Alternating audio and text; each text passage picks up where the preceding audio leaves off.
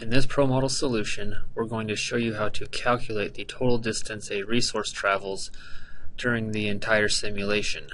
Here in this example model, we have a plane that travels on this path network that we have going to 3 different locations. The first location is in Los Angeles, the second location is in New York, and the third location is in Miami. And we just have the plane travel between each location once and return back to Los Angeles. And we want to calculate the total miles that the plane travels. So first let's take a look at the path network that we have defined. We have a path network called Net1. And so the Node 1 interfaces with the Los Angeles location. The Node 2 interfaces with the New York location. And the Node 3 interfaces with the Miami location. And then the different paths, we have the distance defined in feet from node to node. Now let's take a look at the resources table, and we have the resource plane that is moving on the Net1 path network.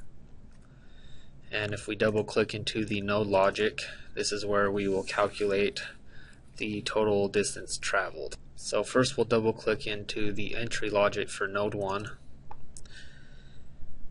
and we use a function called last, which returns the last node that the resource is coming from. So we say if the last node that the resource was at was node 2, then we increment our v distance traveled variable by the amount of miles that it traveled. So node 1 is our Los Angeles location, and if it is coming from New York, then we increment it by 2,462, which is the number of miles from node 1 to node 2. Else if the last node was node 3, then we increment the v distance traveled by 2,348. And then we just do that same type of logic for each node.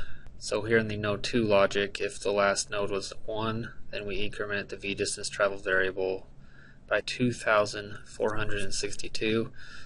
Else if the last node was 3, then we increment the distance traveled by 1,089. And then we just do the same thing for node 3. And then in the exit logic for node 2 and 3, we just change the graphic that is displayed during simulation. So as the plane travels around, and our variable will be incremented by the amount of distance that the plane has traveled. So let's simulate the model. And the plane is now going from Los Angeles to New York, and our variable here that we have displayed in the layout will be incremented. Now it's going down to Miami, and the variable was incremented once again. And now we're going back to Los Angeles. So our total distance traveled was 5,899 miles. And that's how you calculate the total distance a resource travels. Have a good day and happy modeling.